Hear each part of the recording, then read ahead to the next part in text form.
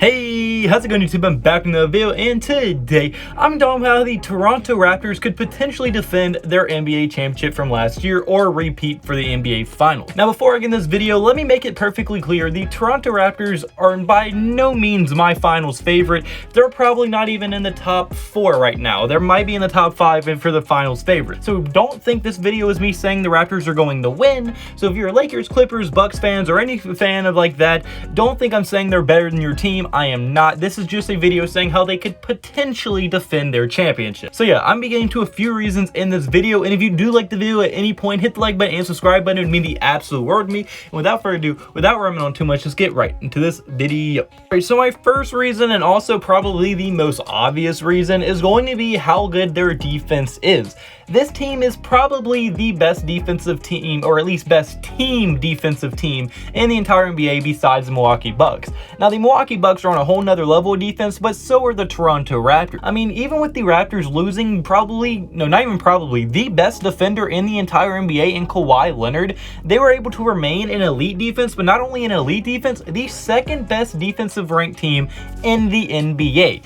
So, I mean, that is extremely impressive. Not a lot of teams can lose their best defensive player, but not even just their best defensive player, the NBA's best defensive player, and remain that elite defensive team. And the reason they were able to stay that elite is, well, because, I mean, honestly, they adapted, because before they relied heavily on Kawhi Leonard to lock down the other team's best player. Well, now they don't have a player like that. Now, yes, they have Pascal Siakam and Kyle Lowry, who are both very solid defenders, but still, they're nowhere near Kawhi Leonard level. So now they have to play a level of team defense that is just very uncommon to see in today's NBA due to how much offense is prioritized over defense. So seeing that this team defense is working as good as it is without a legit solidified superstar defending and locking down the best team's player every night is very, very impressive to watch. And their defense is very hard to deal with due to how much they help defense and just are so high IQ level on the defensive side of the basketball. And it is just very, very fun and very cool to watch how good they actually are.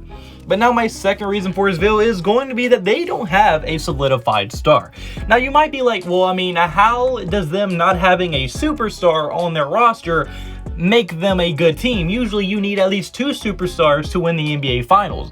So how does them not having one help them in any way? Well, this is one of the very rare cases where they have 2 all-star level players like Kyle Lowry and Pascal Siakam, but let's be honest, neither of them are superstars yet. I say yet because Siakam has potential to become a superstar, but as of right now, let's be honest, neither one of them are superstars in the NBA. So with that being said, they don't really have a solidified leader or star. Now, yes, they have players they go to in the clutch and when they need a bucket, but they don't particularly have a leader of that team. And that is usually a bad thing, but like I said, they're in a unique situation where they have probably some of the best role players in the NBA all on the same roster surrounding their all-star level players.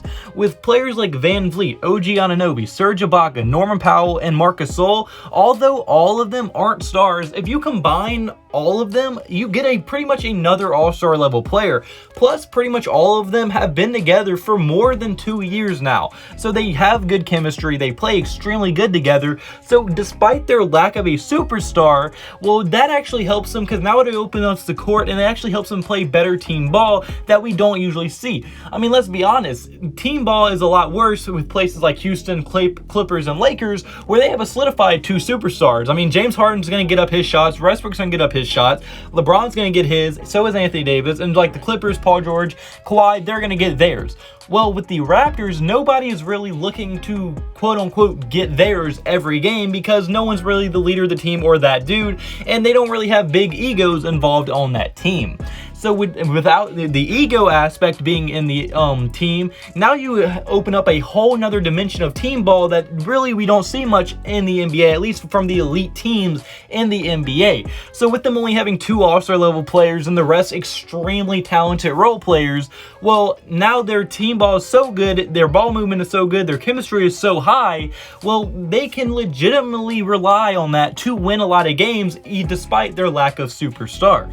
So I think for sure sure that the lack of superstar actually helps, which is an extremely rare case in the NBA. And I think it is very interesting to see that a team without a superstar can be as talented and as good as the Raptors are team ball wise. And now my third reason is going to be their roster. In my opinion, this Toronto Raptors roster is the best built roster in the entire NBA, and I personally don't think it is all that close. I mean, look at the teams in the NBA. Not many of them can legitimately say they have a 10-man deep roster or rotation. Well, they for sure do, as they have their all-star level players like Kyle Lowry and Siakam. Pascal Siakam looks like a superstar on the rise. Kyle Lowry's a veteran star that a good team needs. And then 3 other elite role players in the NBA, probably the top of role players. Fred VanVleet, OG Anunoby, and Serge Ibaka. And that is just in their starting lineup. Serge Ibaka is still a solid defensive player and rim protector down low. OG Anunoby is a young guy that's been developing every year and has just gotten better and better.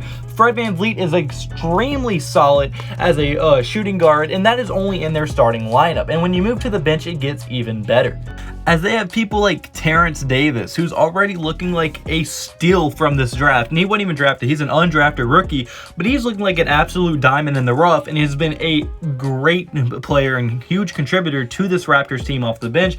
Norman Powell, who's just a beast offensively, averaging around 17 points per game off the bench, which is extremely valuable. Rondae Hollis-Jefferson, he's a very solid defensive player and slasher. He's athletic, gets rebounds. It's kind of just like more of a defensive guy than he is offensive for sure, but he's still a very valuable guy to have off your bench. And then Marc Gasol, although he's past his star level play, he is still a great center to have off your bench, veteran leader that every deep playoff run team needs, and is going to be very, very solid. And an honorable mention would be Chris Boucher, I don't know how to pronounce his name, but I mean, he's also a solid player, but his minutes are probably going to get deducted going into the playoffs, just due to teams usually shorten their lineup or shorten their rotation going into playoffs and give their starters more minutes, and he would be the first one on the chopping block to get his minutes cut. So that's why he kind of has a lesser role, but if they do decide to keep playing him, he's still a very solid player. But even if they do only go for a 9-man rotation, this team is still one of the best, if not the best 9-man rotations going into the playoffs. So yes, they might see, compared to other teams, they have less star talent, but their offense isn't as flashy. Their defense and all their star and how they play just isn't exciting maybe to a lot of people, but they're an extremely well-disciplined team, very good team basketball, not selfish at all, and they have an extremely well-built roster. The front office has done a great job doing as good as they possibly could have done. Their coaching staff has coached this team up as good as they possibly could have done. They developed their players extremely good.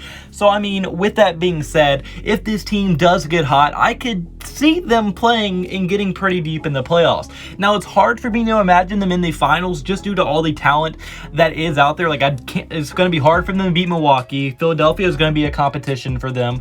Boston would be kind of tough for them. They would have struggles, but if they do get hot and do play as good as they possibly can throughout this entire playoff series or playoffs coming up, I could definitely see them making a pretty deep run. And I'm sure in some alternate universe in the world somewhere, they do make the NBA Finals. I'm not saying it's impossible by any means. They're definitely one of the teams that has the capabilities of making the finals.